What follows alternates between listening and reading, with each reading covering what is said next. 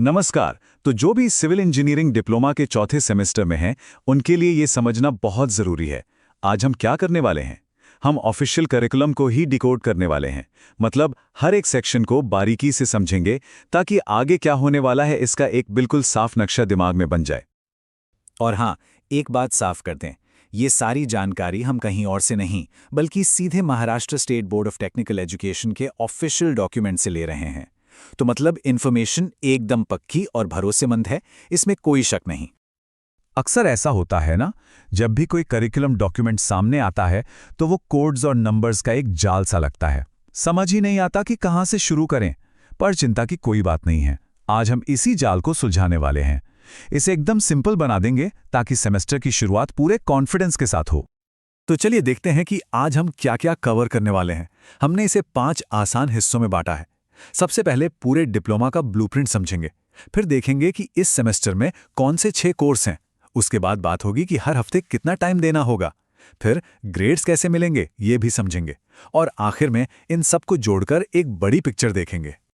तो चलिए सबसे पहले इस डॉक्यूमेंट के स्ट्रक्चर यानी इसके ब्लूप्रिंट को ही समझते हैं, क्योंकि ये सिर्फ सब्जेक्ट्स की कोई लिस्ट नहीं है। नहीं, ये तो पूरे सेमेस्टर की नींव है। और ये समझना बहुत जरूरी है कि हर चीज एक दूसरे से कैसे जुड़ी हुई है। तो जैसा मैंने कहा, इसे सिर्फ एक लिस्ट की तरह मत देखिए। इसे ऐसे देखिए जैसे ये एक नक्शा है, एक ब्लूप्रिंट है। ये बताता है कि इस सेमेस्टर में नॉलेज की इमारत कैसे खड़ी करनी है। हर एक ईंट यानी हर एक टॉपिक दूसरी से जुड़ा हुआ है। चलिए अब आते हैं सबसे जरूरी चीज पर कि आखिर इस सेमेस्टर में पढ़ना क्या-क्या है, कौन से हैं वो सब्जेक्ट्स जिन पर सारा फोकस रहने वाला है। तो इस सेमेस्टर में कुल 6 मेन सब्जेक्ट्स हैं और यहाँ एक बड़ी इंटरेस्टिंग चीज देखने को मिलती है। एक तरफ जियोटेक्निकल और हाइड्रोलिक्स जैसे कोर सिविल इंजीनियरिंग के सब्जेक्ट्स हैं, तो दूसरी तरफ आज की दुनिया के लिए जरूरी सस्टेनेबिलिटी जैसा टॉपिक भी है। तो ये थ्योरी और प्रैक्टिकल का, पुराने और नए का एक बहुत अच्छा बैलेंस है। और कुछ सब्जेक्ट्स तो सीधे सीधे प्रैक्टिकल दुनिया से जुड़े हैं, जैसे आरबीटी यानी रेलवे, ब्रिज और टनल इंजीनियरिंग। ये सब्जेक्ट सीधा उन बड़े बड़े इंफ्रास्ट्रक्चर प्रोजेक्ट्स के लिए तैयार करता है जिन्हें आगे चलकर डिजाइन और मैनेज करना होगा। और फिर ईईएस यानी एनवायरमेंटल एजुकेशन और सस्टेनेबिलिटी जैसे सब्जेक्ट्स का होना ये बताता है कि आज का सिविल इंजीनियर सिर्फ बिल्डिंग्स या पुल बनाने वाला नहीं है। नहीं, उसे ये भी सोचना है कि उसके काम का पर्यावरण पर क्या असर पड़ेगा और कैसे सस्टेनेबल सॉल्यूशंस दिए जा सकते हैं। ये बहुत जरूरी है। ठीक है, सब्जेक्ट्स तो देख लिए, पर सवाल यह है कि इन सबको पढ़ने के लिए टाइम कितना लगेगा। चलिए एक टिपिकल हफ्ते में क्लास और लैब में कितना समय जाएगा, इसका हिसाब किताब देखते हैं। तो यहां देखिए, हर हफ्ते क्लासरूम में बिताने होंगे 22 घंटे और लैब्स में 10 घंटे। और एक चीज पर गौर कीजिए, ईसीवी यानी एस्टिमेटिंग और कॉस्टिंग में क्लास और लैब का टाइम बिल्कुल बराबर है, 4-4 घंटे। इससे साफ पता चलता है कि ये सब्जेक्ट कितना ज्यादा प्रैक्टिकल ओरिएंटेड है। और अगर इसे एक चार्ट में देखें तो तस्वीर और भी साफ हो जाती है। लगभग 69% मतलब करीब करीब 70% टाइम क्लासरूम लेक्चर्स में जाएगा और बाकी का 31% टाइम प्रैक्टिकल यानी लैब में। तो थ्योरी और प्रैक्टिकल के बीच एक अच्छा बैलेंस बनाया गया है। अब एक बहुत जरूरी टर्म को समझना होगा, नोशनल लर्निंग आवर्स। इसका क्या मतलब है? देखिए, ये सिर्फ क्लास और लैब के 32 घंटे नहीं है। नहीं, ये एक अंदाजा है कि असाइनमेंट, प्रोजेक्ट्स और खुद से पढ़ाई करने में कितना समय लगेगा। मतलब ये टोटल एफर्ट को दिखाता है, सिर्फ अटेंडेंस को नहीं। ठीक है, पढ़ाई और टाइम की बात हो गई। अब आते हैं उस चीज पर जिसका सबको इंतजार रहता है, मार्क्स और ग्रेड्स। यानी कि जो भी मेहनत होगी उसे परखा कैसे जाएगा। तो ग्रेड्स का सिस्टम 2 हिस्सों में बटा है। पहला है फॉर्मेटिव असेसमेंट या एफए। इसे आप प्रैक्टिस मैच की तरह समझ सकते हैं, जैसे कि छोटे छोटे क्लास टेस्ट जो तैयारी को ट्रैक करने के लिए होते हैं।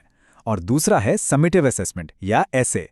ये है फाइनल मैच, यानी 70 नंबर की एंड सेमेस्टर परीक्षा जो बताएगी कि कुल मिलाकर कितनी मास्टरी हासिल हुई है। और जब इन सारे असेसमेंट्स यानी एफए और एसए को मिला दिया जाता है तो इस सेमेस्टर का टोटल वेटेज बनता है पूरे 900 मार्क्स का। ये एक बड़ा नंबर है और ये बताता है कि हर एक सब्जेक्ट, हर एक टेस्ट और हर एक प्रैक्टिकल की अपनी एक अहमियत है। तो अब सबसे बड़ा सवाल, पास होने के रूल्स क्या हैं। इस डॉक्यूमेंट में कुछ बहुत ही साफ और ज़रूरी नियम दिए गए हैं जिन्हें जानना बेहद ज़रूरी है। और यहाँ 2 नियम ऐसे हैं जिन्हें बहुत ही ज़्यादा सीरियसली लेना होगा। पहला, अगर किसी भी सब्जेक्ट के प्रैक्टिकल कंपोनेंट में मिनिमम मार्क्स नहीं आए तो सीधे सीधे पूरे सेमेस्टर के लिए डिटेन कर दिया जाएगा। जी हाँ, ये बहुत सख्त नियम है। और दूसरा, सेल्फ लर्निंग असेसमेंट को पास करना भी कंपलसरी है। अगर नहीं किया तो उसे दोबारा करके सबमिट करना पड़ेगा। तो एक बात तो साफ है, प्रैक्टिकल और सेल्फ स्टडी को हल्के में लेने की गुंजाइश बिल्कुल नहीं है। चलिए, अब तक हमने जो भी अलग अलग हिस्सों में देखा उन सबको एक साथ जोड़कर पूरी पिक्चर को समझते हैं। एक नज़र में देखते हैं कि ये सेमेस्टर कैसा दिखने वाला है। तो ये है पूरे सेमेस्टर का सार। हर हफ्ते 32 घंटे के कॉन्टैक्ट आवर्स यानी क्लास और लैब, टोटल 20 क्रेडिट्स, इसके अलावा 8 घंटे की सेल्फ लर्निंग, और इन सब का टोटल बनता है 900 मार्क्स। ये हैं वो नंबर्स जो इस सेमेस्टर को डिफाइन करते हैं।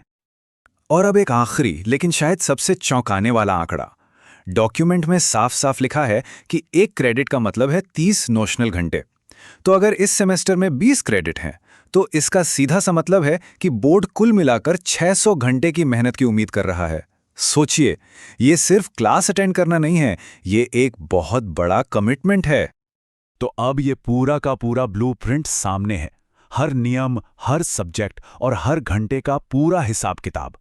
अब सवाल सिर्फ एक है, इस ब्लूप्रिंट को हाथ में लेकर अपने भविष्य की इमारत बनाने के लिए क्या तैयारी पूरी है?